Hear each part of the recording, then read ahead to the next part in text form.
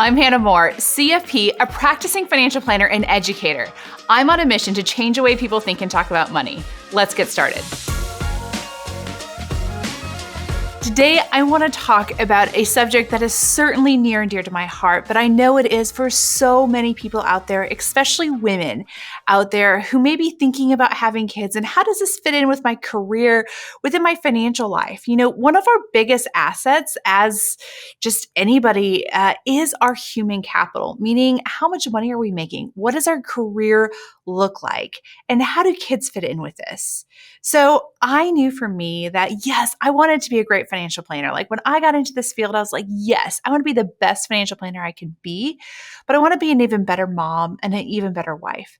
And how do those things fit together? And so I am so fortunate to talk to a lot of financial planners, and I talk to a lot of women about this issue. And so I want to just walk through some of my thoughts from my experience, because this absolutely fits in with your financial life and just in general. So first of all, let's start talking about your career and how important it is to be pursuing a career that you are passionate about and that you love. I absolutely love financial planning. I can't even it's crazy to me that I get to do what I love to do on a regular basis. And that makes such a difference for me. You know, when I have to leave my daughters at home, I'm telling them, mommy's going to work today and mommy's going to be able to help our friends. And my oldest will ask me, who are your friends? And so I'll give them the names. I'm going to be helping Stephanie and Amy and whoever it may be that I'm working with that day. And it just gives so much purpose and meaning to my life. I love it. And so when I look back at, what I did well in my career to prepare for having kids and to having, being a working mom, one of the things is I pursued what I was passionate about. And that is something that I think is just so critical.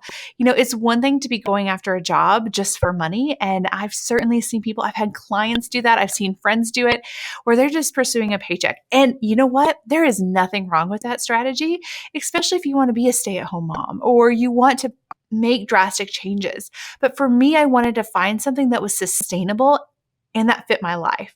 And so I wanted to pursue a career that I was passionate about. Going back to work is a lot easier. Working has enhanced my life. It makes me a better mom. It makes me better when I meet my kids because I come home at the end of the day, not completely drained, but I'm filled up because I love what I do. Now, of course, there's things that I don't love about my job, just like anybody. But I am more filled up than not. And so for me, that's just an incredibly important thing, especially when I'm talking to women who are thinking about having kids, is pursue a career that gives you fulfillment, because it's going to be a whole different ballgame. Your decision points are going to be different when you're looking at what does it look like when you actually have a baby. Now, let's talk about planning. So I am a financial planner. I am a planner by nature. And so I want to talk about the danger of planning and the power of planning, right? Because it's a two-sided knife. Is that what you call it? A sword? Whatever. It's a two-sided issue, right? So there is a lot of danger of planning. I remember early in my career, I don't want to say obsessed with this idea because that's probably overstating it, but I was very, very aware. This job that I'm in, could I have kids in this? Is this possible? And I don't know if it would be or not. I'm sure it would be. I know there's lots of women who do it. So yes, I would have been able to do it, but I spent so much time trying to construct the world as it would be, as if I was having a baby that moment. I was dating Charlie, my husband. We weren't engaged, anything like that. But I kept running through these exercises of how can I construct my life in a way that is going to make it so that a baby fits in here. Now, there may be some control issues in this for me, where I was trying to control and dictate my entire situation. And you can't do that, right? There's so much that can evolve and that can happen, right? So this idea of I want to be able to build this ideal world, this ideal situation, and then have kids, yes. And we're going to talk about the power of planning in just a minute. So there is some wisdom in that, but there's also a danger in that as well. I know I have talked to women. And I know one of the things is we don't take promotions as much. There were opportunities where we were talking about, okay, we're going to start trying to have kids now. And so we were wanting to construct our life in a way so we could do that, right? And so at that point in our life, my husband, we had the perfect time and we had the perfect plan, y'all. I'm a good planner. We had the perfect plan in place for us to have a baby, financially fit it in there with my husband transitioning from his job to a different job that was going to allow us this flexibility, all these things. And guess what happened? We couldn't have kids. We had infertility issues. And so like the time when we should have kids, we made all these do we still make these life changes? Like what in the world is happening, right? This isn't going according to plan. But let me tell you what happened in the meantime. So we had infertility issues for a couple of years in there. I kept saying yes. I kept pursuing things that I was passionate about from a career standpoint, and it opened so many doors for me, right? We think about careers as linear, as ladders that we climb, right? You reach this point and then you reach this next point and you reach this next point. And to be fair, there are certain careers where that is that way. My career is certainly not one of those. And so as I kept pursuing these things, as I kept getting new opportunities and saying yes to them, even though I knew that we were trying to have a baby and I didn't know how a baby would fit into this, it opened so many doors for us and created this world of possibilities that would never have been there had I been trying to create this perfect little box for my family to fit into, with my husband and my kids and me. And if I would just stop pursuing things, I would have missed out on so many opportunities. Our careers are lateral now. There continues to be forks in the road, right? Very often you can go back to where you were if that fits with your lifestyle and the decisions that you want to make for your family. But by continuing to say yes, it's only going to offer more opportunities. You're going to get more options on these forks in the road. And I will tell you, I have options today that I would have never imagined that I would have had 5 years ago. And that's the power of just continuing to say yes and leaning into your career, leaning into these things. And yes, it's your career, but it's things that you're passionate about. It's kind of this blend of those pieces together. I think it's really, really powerful. The other thing I think I just want to talk about is the stress. Y'all, I put myself through so much stress of trying to plan out what this was going to look like. And perhaps this is just me, but I just remember what is this going to look like? What is childcare going to look like? What is this and this and this and this and this and this and this? And there's a lot that's out there. And I remember having all these thoughts and all of this stress of not knowing what it was going to be like. And then holding Alice, my oldest. And I remember holding her, and all of a sudden there was chaos before, and there was just a calm where I knew her. This was not just a hypothetical baby. I wasn't planning for a million different options. I was planning for Alice.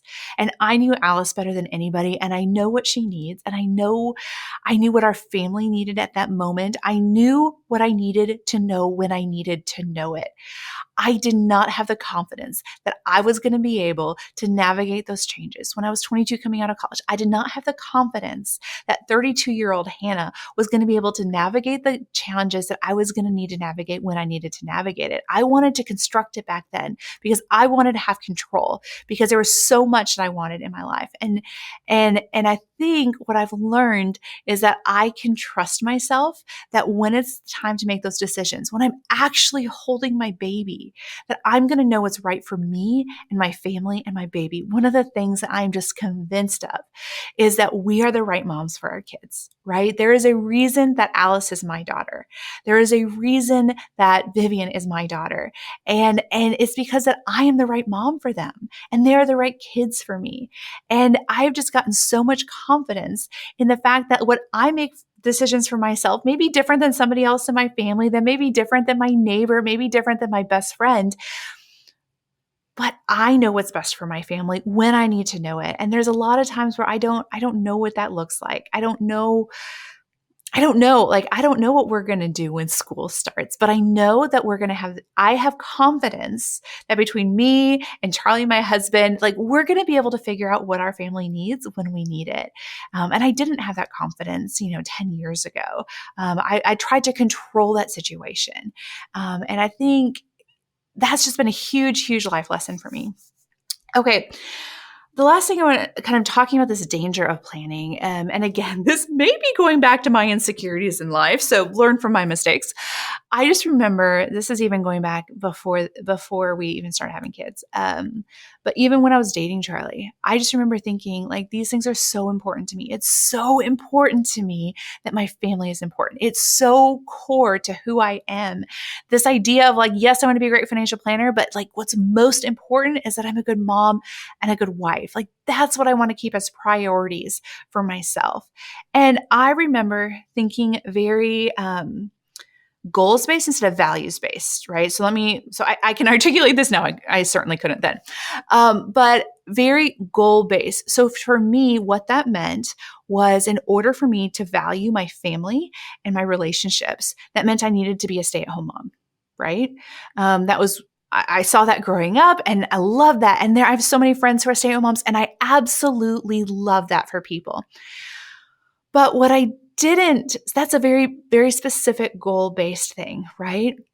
And I didn't leave open the possibility that what I valued was actually keeping my family central to our lives, right? And there's a lot of ways that can look like.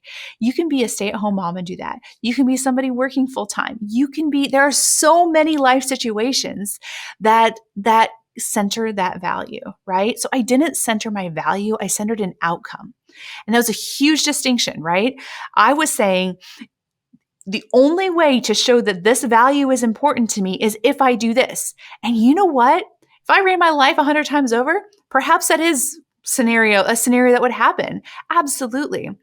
And so when I was dating Charlie and getting engaged and all of this, I was trying to hold on to this control of, okay, let's think about this. I must be a stay-at-home mom. I remember talking to my husband, he was my boyfriend and then fiance at the time, of being like, will you let me? Will this be a thing? And it's an important conversation to have, right? Like yes, everyone needs to have this conversation with the kids and family and values, but I was so focused on the outcome. I wasn't focused on the value. And the value to me was, will we be able to create a life that we want for our family? What are the core values for us as a family? And I think if I expanded this beyond just looking at myself as just a mother and look at myself as a person, right? As a woman who has lots of different passions, has lots of different things that she loves to do, I think I would have been looking at like, what are my bigger values in life? And how am I marrying somebody who's going to be aligned with that? Now, we've certainly had bumps without a doubt. I think it wouldn't be fair to the rest of us if somebody had it all perfect. But what I think I missed is, would Charlie be a partner for me in creating this life that we want to live? And I can look back now and say, absolutely, absolutely. Did it turn out the way I wanted or the way I had imagined that it was going to be when I was 22 or 26 when I got married? The answer is absolutely not, right? But I was so focused on the goals instead of the values. And I wish I would have been focused on the values, because that would have taken so much pressure off of me. And it would have been far more realistic in my life. I see this all the time with clients. People who can focus on the values and trust themselves that they're going to make the decisions in their life that are going to align with their values. So the happiest people, they're the most content people. And I wish I would have thought about that when I was just putting so much pressure on myself when I was early in my career. Okay, so we're talking about the danger of planning, but I want to talk about the power of planning, okay? Because I am a planner. I am a financial planner. That's part of it. So we were talking with I was talking with a friend of mine who we had known through our church for many, many years.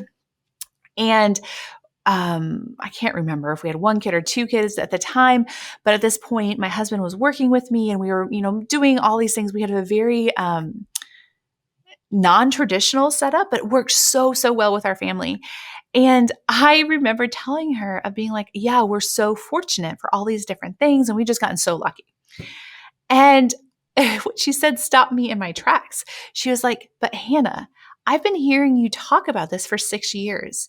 You've been continuously making decisions along the way that have gotten you to a point where you can do this. And she was right.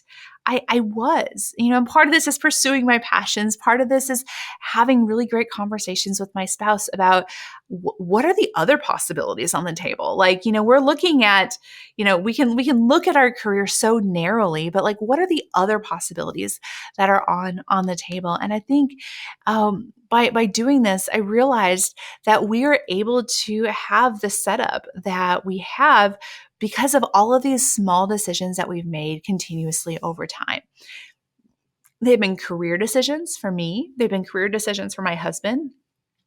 They've also been financial decisions of, I always go back to this idea of how much is enough, but we've made financial decisions of, where we are right now and how much do we need and what does this look like for us, and all of those decisions combined together, we knew the direction of what we want for our family, and by knowing that, it's helped inform all of these smaller decisions that set us up to this position to where we really can pull the trigger, right? We can do the things, we can live our life, we can have our family the way that we want it to be. And so again, as I think about a younger Hannah, if you will, and thinking through all of the stress and the worry, there's a lot I did right, but there's a lot I did wrong.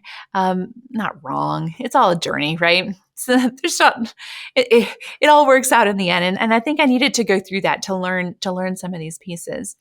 But I hope as you guys are listening to this, if you are a woman who is thinking about, having a family and how does this balance with my finances, and we can have a whole other conversation about just the financial side of becoming a parent. But again, your human capital, your family is a huge piece of this, of your financial picture. And again, there's no right or wrong answer. Everyone's going to have it different. Your family, you are the right mom for your kids. That's so important. You are the right mom for your kids, and you're going to be able to trust yourself that you're going to be able to make those decisions. So good luck if you are on this pathway to navigating what it looks like to planning to be a mom, whether that's tomorrow, whether that's 10 years from now, whether you've been trying, whether, there's so many different situations. But good luck as you guys do that. Thanks for listening to this episode of Everyday Money with Hannah Moore. If you like what you heard, subscribe and check out livewealthynow.com. We have a lot more resources to help you live wealthy now.